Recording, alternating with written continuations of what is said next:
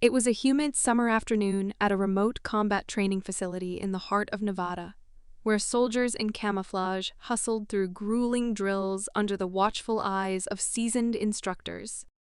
The air was thick with dust as military vehicles roared past, and the smell of sweat and dirt clung to everything. Sergeant Axel Stevens was no stranger to hard work. A decorated veteran of multiple overseas deployments, he'd come to the facility for a temporary assignment, overseeing a group of rookie soldiers preparing for their first combat tour.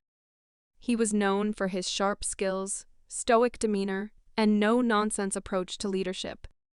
But there was something else about him that few knew. The man had a past. Before joining the army, Axel had been a biker, a member of a rough-and-tumble motorcycle club that ran the backroads of California.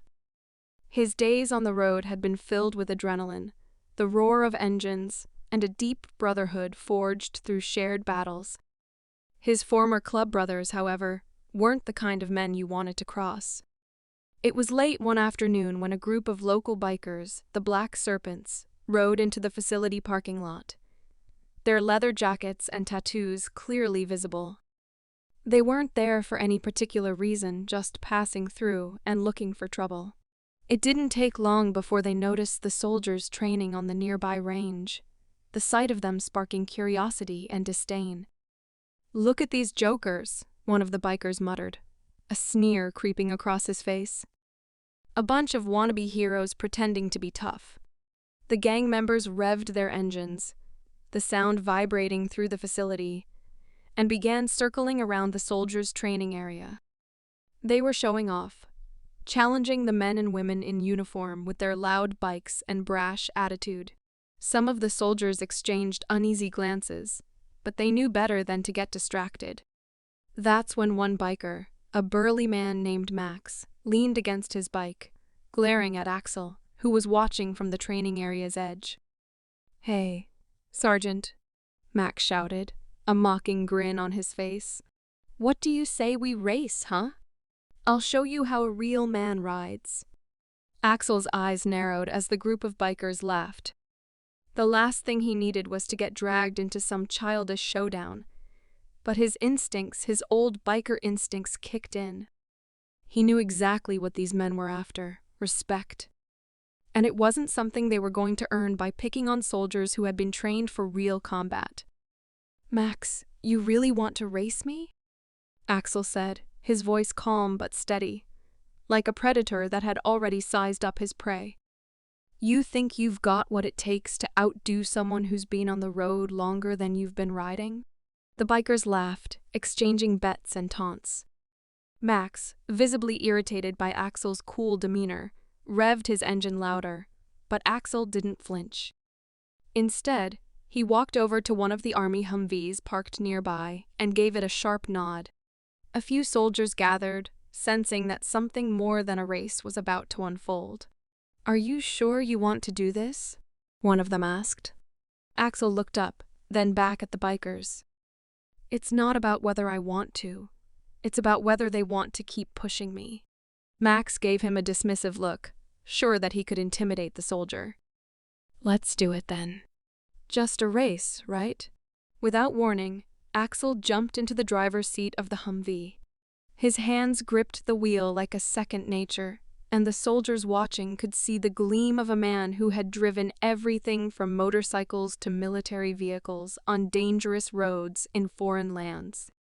He'd raced across war zones, outsmarted ambushes, and outrun explosions. To him, this was nothing. The biker gang, not expecting a Humvee to be part of the challenge, hesitated for a second. But pride and arrogance pushed them forward, and they revved their engines, ready to race through the desert training course. Max's grin stretched wider, believing this would be his moment to teach the soldier a lesson. The two lined up, Max on his roaring motorcycle and Axel behind the wheel of the Humvee. The signal was given, and they were off. The bikers immediately took off in front, cutting sharp turns and leaning hard into the curves. They were fast, but Axel wasn't in a rush.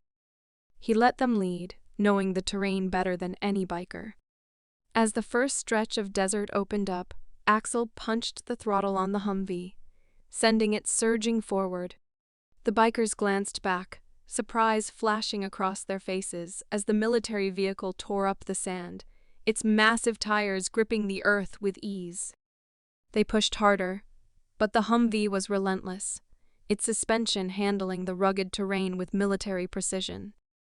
Axel's face remained cool, but in his mind he was calculating every move. By the halfway point, it was clear that Max's bike was no match for them. Heavy, powerful Humvee. The bikes started to fall behind as Axel maneuvered with ease, taking the turns at breakneck speed, using the Humvee's size to his advantage. Max, realizing his mistake, pushed his bike harder, but the gap kept widening. With one final sharp turn coming up, Axel made his move.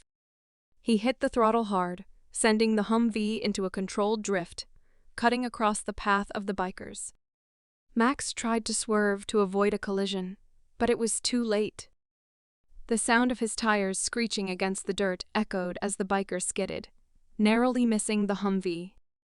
Axel pulled to a smooth stop, his engine rumbling quietly, as the bikers, now visibly rattled, skidded to a halt in the distance.